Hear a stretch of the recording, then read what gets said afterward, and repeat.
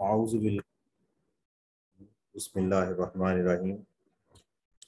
अभी हम तीन अल्फाज की देखेंगे कि उसका इस्तेमाल क्या है। मुलाकात, जैसे मैंने कहा, इसका मादा क्या था? लाम, काफ और वाव। मुलाकात और खलऊ,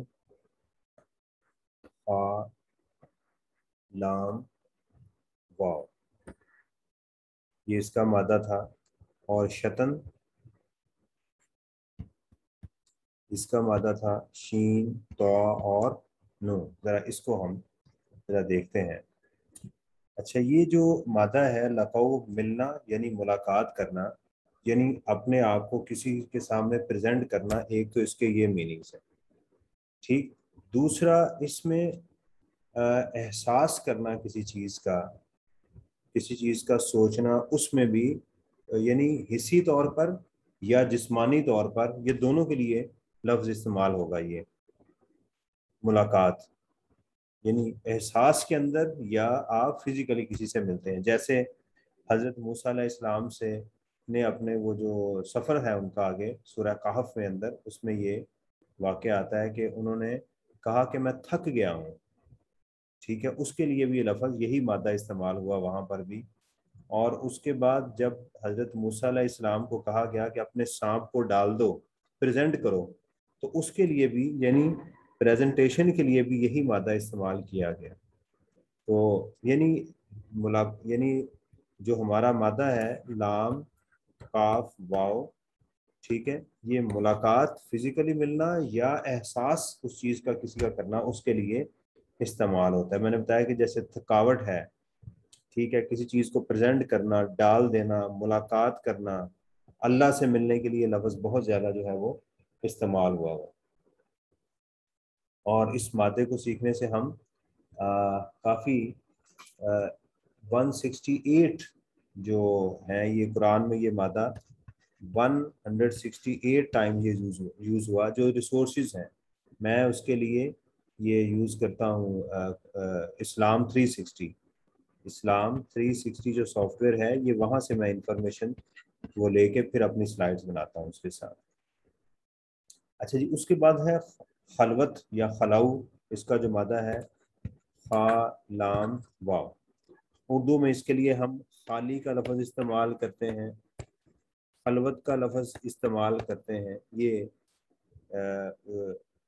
लफ्ज़ है। जैसे पानी को हमने किसी चीज़ से निकाल दिया तो खाली कर दिया, उसके लिए ये है, यानी किसी चीज़ को किसी चीज़ से अलग कर देना।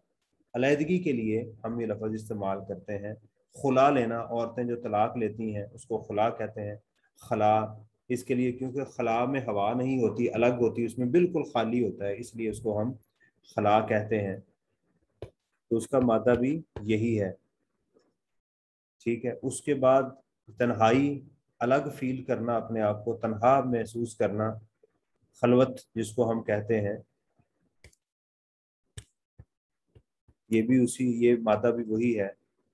हिस्ट्री को खलत का लफ्ज़ आपको कुरान में बार बार मिलेगा, यानी गुजरे हुए ज़माने को, क्योंकि वो हमारे प्रेजेंट से दूर हो चुका हुआ है, अलग हो चुका हुआ है, खाली हो चुका हुआ है, यानी अब हमारे साथ वो अटैच्ड नहीं है।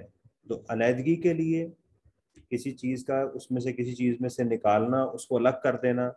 अलग करने के मतलब में, मायनों में ये इस्तेमाल होगा, अलग करना, किसी एक चीज़ को दूसरी से अलग कर देना, ठीक है। हिस्ट्री के लिए इस्तेमाल होता है, खाली के लिए, ये सारे इसके मीनिंग्स हैं। खलाऊ यानी ये यहाँ खलऊ आया, खलत भी आपको लफ्ज़ आगे बहुत ज़्यादा ये कुरान में मिलेगा।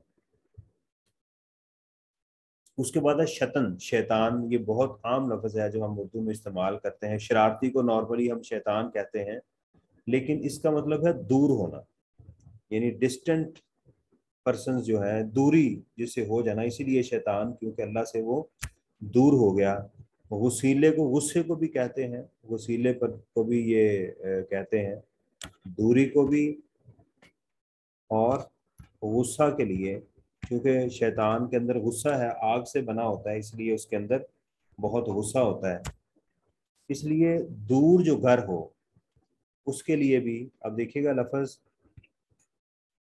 शतनत, दार, ठीक है। दूर घर, यानी ये घर देखें बहुत दूर है ना, उसके लिए ये लफ्ज़, तो दूरी के लिए भी लफ्ज़ इस्तेमाल हुआ।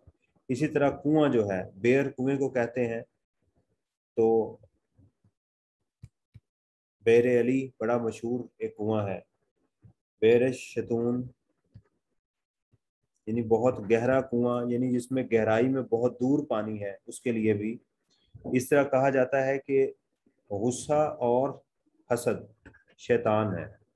गुस्सा और हसद क्या है? शैतान। क्यों शैतान मीन, यानी इन दोनों एक्ट से आप एक दूसरे से दूर हो जाते हैं।